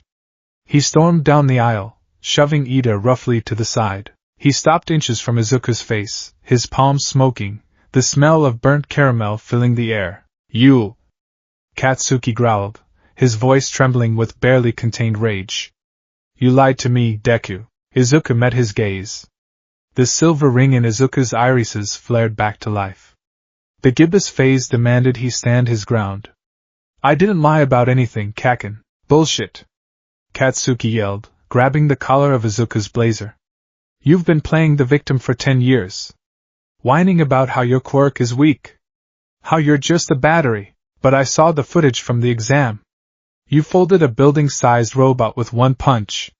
What phase was that, huh? When the hell did you learn to manipulate gravity like a black hole? I've always had it, Izuku said, his voice dropping an octave. He didn't shrink away. He didn't stammer. The heat in his blood made him reckless. He stepped into Katsuki's space, closing the gap until their noses almost touched. I just learned how to use it. If you have a problem with me being here, take it up with the judges. The classroom fell dead silent. Even Uraraka took a step back. No one had expected the nerdy-looking kid to snap back at the explosive blonde with such cold intensity. Katsuki's teeth bared. I'm gonna kill you. If you're just here to make friends and pick fights, you can pack up your stuff and leave. The voice was flat, tired, and sounded like it was coming from the floor. Everyone jumped and looked down. Lying on the floor in the hallway, zipped up in a bright yellow sleeping bag like a massive, depressing caterpillar, was a grown man. He had long, unkempt black hair, heavy bags under his eyes, and a scruffy scarf wrapped around his neck. The man unzipped the sleeping bag and stood up, pulling a juice pouch out of his pocket and taking a slow sip. It took you lot 8 seconds to quiet down, he muttered, tossing the empty pouch into a nearby trash can. Time is limited. You kids aren't rational enough. A teacher? Izuku thought, analyzing the man. He looks exhausted. But his posture, his center of gravity is perfectly balanced. He's a pro-hero. But which one? I'm your homeroom teacher, Shota Aizawa, the man said, rubbing the back of his neck. Nice to meet you, the class gasped. This guy is our teacher? Aizawa reached into his sleeping bag and pulled out a stack of blue and white uniforms. Hurry up and put these gym clothes on. Then head out to the PE grounds. We aren't doing orientation today. No orientation? Uraraka asked, confused. But what about the entrance ceremony? The guidance counselor meetings? UA is known for its unrestricted school traditions, Aizawa said, a dark smile creeping onto his face. That means teachers run their classes however they see fit. Midoriya, Bakugo, let go of each other before I expel you both. Izuku immediately dropped his hand from where it had unconsciously risen to grab Katsuki's wrist. Katsuki let go of Izuku's collar, clicking his tongue in annoyance, and grabbed a uniform. The sun was bright and blinding on the dirt field of the UAP grounds. Class 1A stood in a loose cluster, wearing their athletic tracksuits. Izuku stretched his arms over his head. The gibbous energy inside him was practically vibrating against his ribs. The sunlight, ironically, was feeding him today. While the sun usually drowned out the moon, during the gibbous and full phases, the moon was large enough and reflective enough in the atmosphere that even indirect ambient light fueled his solar battery biology. He felt like a coiled spring. A quirk apprehension test? The class shouted in unison. Exactly, Aizawa said, standing with his hands in his pockets. In middle school, you did physical fitness tests where you weren't allowed to use your quirks. It's a completely irrational way to measure human potential. The country still uses averages from quirkless statistics. It's a joke. Aizawa turned to Katsuki. Bakugo. You finished first in the practical exam. Izuku's head snapped up. First? Katsuki smirked, crossing his arms. In junior high, what was your best result for the softball throw? Aizawa asked. 67 meters, Katsuki replied. Try it with your quirk. Aizawa tossed a baseball to Katsuki and pointed to a white circle painted on the dirt. As long as you stay in the circle, anything goes. Don't hold back. Katsuki cracked his neck, stepping into the circle. He grinned ferociously. He wound his arm back, his palms sparking violently. Die! Katsuki roared. Boom! A massive, concussive explosion erupted from Katsuki's hand as he released the ball. The sheer force propelled the sphere into the sky like a cannonball, leaving a trail of black smoke in its wake. The class watched in awe as the ball vanished into the clouds. A moment later, Aizawa held up a digital device. It beeped. Know your own maximum first, Aizawa said, turning the screen to the class. 705.2 meters. Whoa! 700 meters? A boy with spiky red hair yelled. That's awesome. We can use our quirks as much as we want. This looks like fun. A girl with pink skin and horns cheered. Aizawa's eyes darkened. Fun? You think you have 3 years here just to have a good time and goof off? The air around the teacher suddenly grew heavy, oppressive. All right then. Let's make it interesting. Whoever comes in last place in all 8 tests will be judged to have no potential, and will be punished with immediate expulsion. The class erupted in panic. Expulsion? On the first day? Uraraka cried out. That's completely unfair. Natural disasters, massive accidents, ego-driven villains, the world is full of unfairness, Aizawa drawled, his scarf shifting slightly. Heroes are the ones who correct that unfairness. If you were planning to go to McDonald's and hang out after school, too bad. For the next 3 years, Yui is going to inflict hardship after hardship upon you. Go beyond. Plus ultra. Overcome it with all you've got. Izuku stared at Aizawa. The fear that gripped the rest of the class didn't touch him. Instead, the waxing gibbous phase inside him roared in approval. A challenge, Izuku thought, his silver aura flaring faintly beneath his skin, making the green tracksuit seem to glow. He wants us to prove we deserve to be here. Fine. I'll show him. Test 1, 50-meter dash, Aizawa announced. Izuku lined up against Ida. On your marks, a robotic voice called from a camera tripod at the finish line. Izuku closed his eyes. Phase, waxing gibbous. Sub-ability, lunar enhancement. He didn't need gravity today. He didn't need hard light or shadows. He just needed to let the moon saturate his muscle fibers. He visualized the silver energy in his chest pumping outward, flooding his legs with sheer, unadulterated kinetic power. The veins in his neck bulged slightly, glowing with a faint, silvery blue light. Get set. Izuku dropped into a sprinter's stance. The dirt beneath his sneakers cracked under the pressure. Bang! Ida's calf engines roared to life, shooting him forward like a bullet. Burst speed. Ida thought, confident in his victory. But Izuku was already gone. The ground where Izuku had been standing exploded into a cloud of dust. He didn't run so much as he launched himself forward with pure, brute force. The air whipped past his face, tearing at his eyes. His muscles contracted and expanded with terrifying efficiency. He crossed the finish line a split second before Ida. 3.04 seconds. The robotic voice announced for Ida. 2.98 seconds. It announced for Izuku. Ida skidded to a halt, his glasses completely askew, staring at Izuku in shock. Incredible! Your acceleration is monstrous, Midoriya. Is your quirk a physical enhancement type? Izuku was panting, a wild, aggressive grin threatening to break out on his face. He forced it down, coughing into his fist. Something like that. Good race, Ida. Aizawa watched from the sidelines, his eyes narrowing slightly as he jotted down the times. Test 2, grip strength. Izuku walked over to the digital hand dynamometers.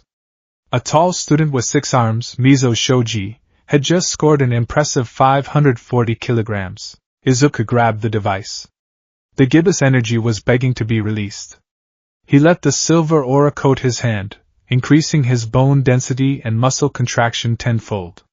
He squeezed. The machine groaned. The metal handle warped under his fingers. Beep. Izuku looked down.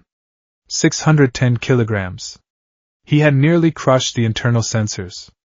He handed the slightly bent machine to the next student, who stared at him in horror. Test 3, standing long jump. Izuku channeled the power into his legs again, clearing the entire sandbox with ease, landing softly on the grass beyond. Test 4, repeated side steps. Izuku's enhanced agility allowed him to move so fast he practically blurred, leaving afterimages of silver light behind him. By the time the 5th test arrived, the softball throw, the rest of the class was whispering and pointing at him. Who is this guy? The red-haired boy, Kirishima, asked Kaminari, a blond boy with a lightning bolt in his hair. I thought Bakugo was the powerhouse, but this Midoriya guy is acting like a wild animal. Did you see his eyes? They were practically glowing silver. Yeah, and he hasn't even used the gravity trick Ida was talking about, Kaminari muttered. He's just brute forcing everything. Katsuki was seething.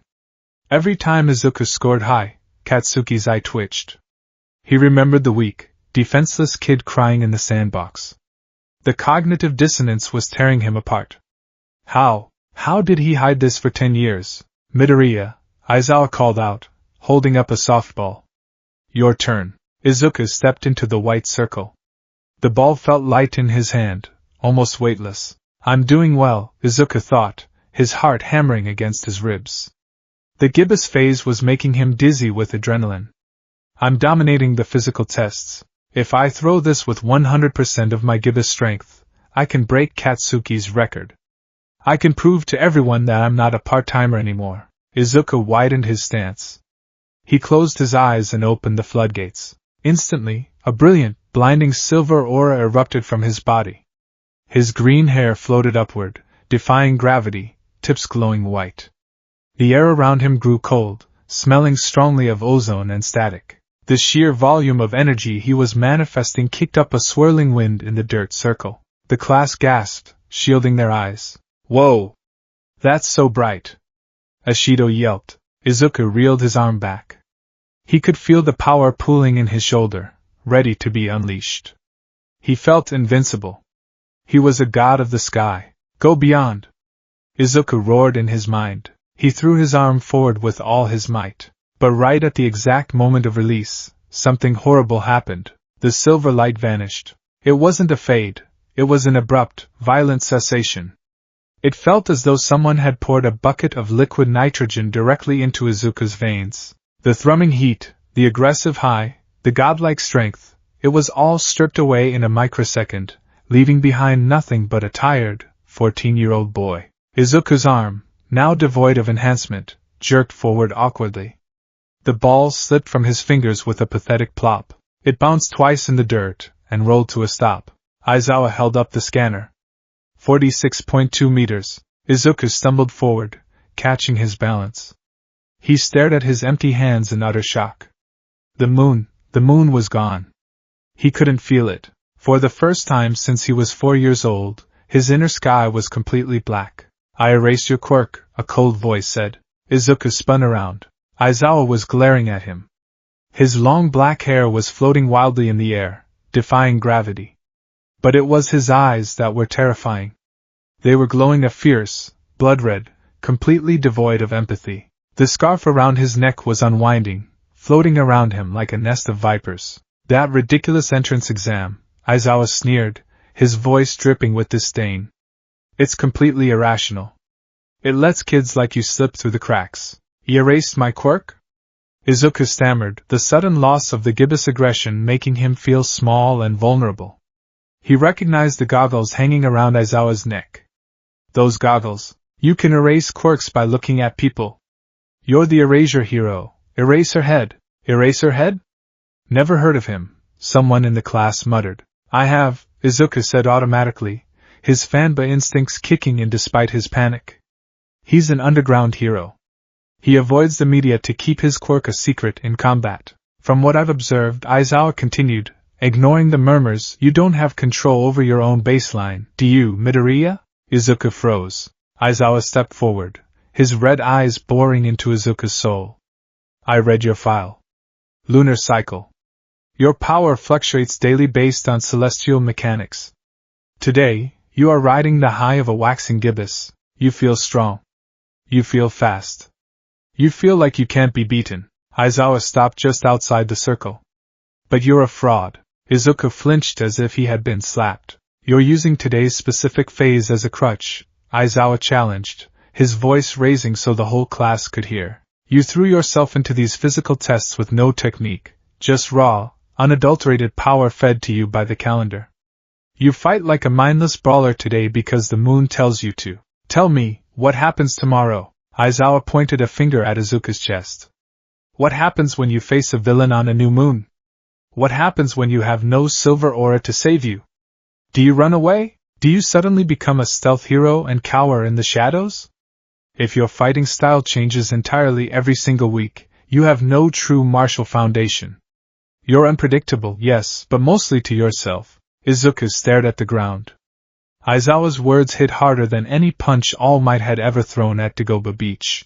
Aizawa was right. Izuku had spent 10 months training his body, but he was still mentally compartmentalizing his quirk.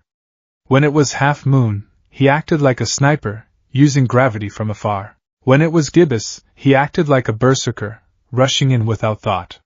He was letting the moon dictate his tactics, rather than using the moon's tools to complement a singular, unified style. You rely too much on the calendar, Midoriya, Aizawa said softly, his hair finally falling back down as he blinked, deactivating his quirk. If you cannot learn to fight with a unified purpose, across all phases, you will become a liability to your team. You cannot be a pro-hero if society has to guess what kind of hero you are on any given day. Aizawa turned and walked back toward the class. I've returned your quirk. You have 2 chances. Take your second throw. If you just rely on the brute force of the phase again, you're going home. Izuku stood in the circle, his heart pounding. He could feel the gibbous energy rushing back into his veins, hot and demanding. The aggressive instinct urged him to flare up, to scream, to show Aizawa just how much raw power he had. No, Izuku thought, taking a deep breath and forcing the energy down. He's right. If I just let the phase control me, I'm just a passenger in my own body. Izuku looked down at his arm.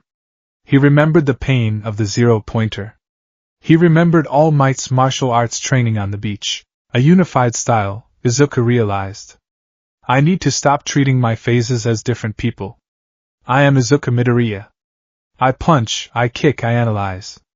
The phase is just the ammunition. I am the gun. Izuku bent down and picked up the softball. He didn't activate the silver aura immediately. Instead, he dropped into a standard, perfectly balanced throwing stance. He checked his footing, ensuring his hips were aligned to generate maximum torque. He was using the baseline physical strength he had built from moving thousands of tons of trash. He brought his arm back. I won't let the gibbous phase drown me out. I'll focus it. I'll compress it. Izuku threw his arm forward, utilizing perfect biomechanical technique. And only at the very last microsecond, exactly at the point of release, did he call upon the moon. He didn't let the energy coat his entire body. He funneled all the aggressive, overwhelming power of the waxing gibbous directly into the tip of his index finger. Smash style, gibbous point. A singular, blinding flash of silver light erupted from Izuku's fingertip right as the ball left his hand. Boom! The sonic boom was deafening. The ball broke the sound barrier instantly, creating a shockwave that kicked up a massive cloud of dust around the circle. A trail of silver plasma followed the ball as it tore through the sky, piercing the clouds before vanishing entirely. Izuku stood completely still, his arm outstretched. His finger was throbbing, glowing red with the sheer friction of the release. But it wasn't broken. He had controlled the output perfectly, relying on his martial foundation to handle the stress. He turned to look at Aizawa. Aizawa stared at the dust cloud for a long moment. Then, slowly, a massive, unhinged grin spread across the pro-hero's face. He held up the scanner. 705.3 meters. Teacher, Izuku said, his voice completely calm, devoid of the aggressive gibbous static. I can still move. The class erupted into chaos. Over 700 meters? He beat Bakugo's score by a single decimal point. Did you see that shockwave? It was like a cannon going off. Katsuki stood completely frozen, his eyes wide, his jaw slack. He stared at the scanner, then back at Izuku. The numbers burned into his retinas. 705.3. He beat me. The quirkless loser, the part-timer, he beat me. Something inside Katsuki snapped. DKU. Katsuki roared, the smell of burnt sugar turning acrid as sweat poured from his palms. He lunged forward, ignoring the rules, ignoring the teacher, completely consumed by rage. What the hell was that? Tell me how you did that. Izuku tensed, his martial arts instincts taking over. He shifted his weight, preparing to dodge and counter.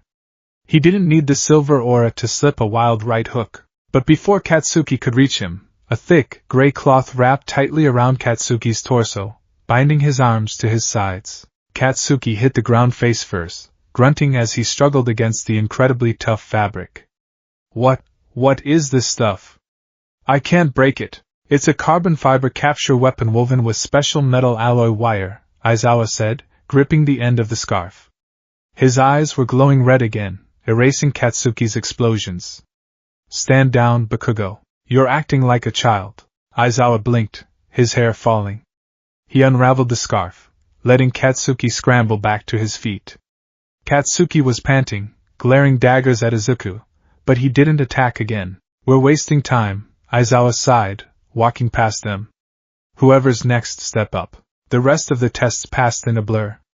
Izuku maintained his new strategy, relying on his baseline strength and only using short, compressed bursts of gibbous energy when absolutely necessary. By the end of the 8th test, he was exhausted, but his mind felt clearer than it had in months. Alright, time for the results, Aizawa said, projecting a holographic scoreboard from his phone. The total is the mark you got in each test. I'm just going to show you the whole list. Izuku scanned the hologram, his heart in his throat. 1. Momo Yaoyorozu. 2. Shoto Todoroki. 3. Katsuki Bakugo. 4. Izuku Midoriya. 5. Tenya Ida. 20. Minoru Mineta. Izuku let out a breath he didn't realize he was holding. 4th place. He had actually managed to place in the top 5, beating out Ida and coming right behind Katsuki. Mineta, a small boy with purple balls on his head, fell to his knees in tears. I'm expelled. I didn't even get to touch the girls' P uniforms. Oh, by the way, I was lying about the expulsion, Aizawa said casually, turning off the hologram. The entire class froze. It was a rational deception, Aizawa grinned, showing entirely too many teeth. It was a logical ruse to draw out the upper limits of your quirks. If you aren't pushed to the brink of losing everything, you won't give it your all. What? The class shrieked. Of course it was a lie, Yaoyorozu, a tall girl with a black ponytail, sighed. Didn't any of you figure that out? Izuku chuckled nervously. Given Aizawa's intense critique earlier, Izuku was fairly certain the teacher would have expelled someone if he felt they truly had zero potential. With that, we're done here, Aizawa said, walking away. There are handouts with the syllabus and other materials in the classroom. Look over them. Midoriya. Izuku stopped, turning to face his teacher. Aizawa tossed a small packet of bandages to him. You controlled the output well on that throw, but the friction still tore the skin on your finger. Go to Recovery Girl and have it looked at. Don't think you've figured it all out yet. Tomorrow is a new phase. Be ready. Izuku caught the bandages. Yes, sir. Thank you. The sun was setting as Izuku walked out of the UA gates, the sky burning a brilliant orange and purple. The day had been utterly exhausting, but as he looked down at his bandaged finger, he couldn't help but smile. Midoriya! Izuku turned to see Ida jogging to catch up with him, with Uraraka trailing closely behind. Your performance today was exemplary, Ida said, chopping his arm. Your physical strength is incredible. And I must commend your composure when dealing with Bakugo's violent outbursts. Yeah. You were so cool, Uraraka added, bumping her shoulder against his. That shockwave throw was amazing. You're really strong, Midoriya. Ah, thanks guys, Izuku blushed, rubbing his neck. But I have a lot to learn. My quirk, it's complicated. I'm still trying to figure out how to be consistent. Well, whatever it is, I think Deku is going to be a great hero name for you. Uraraka beamed. Izuku flinched. Deku? But Kaken uses that to insult me. It means useless or defective. Really? Uraraka tilted her head. I thought it sounded like the Japanese word for you can do it. It has a really positive, never give up vibe to me. Izuku's eyes widened. For 10 years, that word had been a chain around his neck, a constant reminder of his shifting, unreliable nature. But hearing Uraraka say it, with a bright smile, it didn't feel heavy anymore. I'm Deku, Izuku said, a determined smile forming on his lips. I like it. Ida pushed his glasses up. Are you truly going to accept an insult as your alias? It's like a paradigm shift, Izuku explained, feeling the gibbous moon begin to rise in the darkening sky. The aggressive edge was returning, but this time, it felt controlled. It felt purposeful. I'm going to take the thing he hates about me, and make it my strength. As the three of them walked toward the train station, chatting animatedly, Izuku looked up at the sky. The waxing gibbous moon was pale silver against the dusk. He knew tomorrow would bring a new phase. The day after that, he would edge closer to the terrifying full moon. He would lose his gravity, his hard light, his shadows, but Aizawa's lesson echoed in his mind. The phase is just the ammunition. I am the gun. From an alleyway a block away, All Might watched his student walk with his new friends. The skeletal man smiled, pulling his yellow coat tighter around his frame. You're growing up fast, young Midoriya, All Might whispered into the evening wind. But the real trials haven't even begun.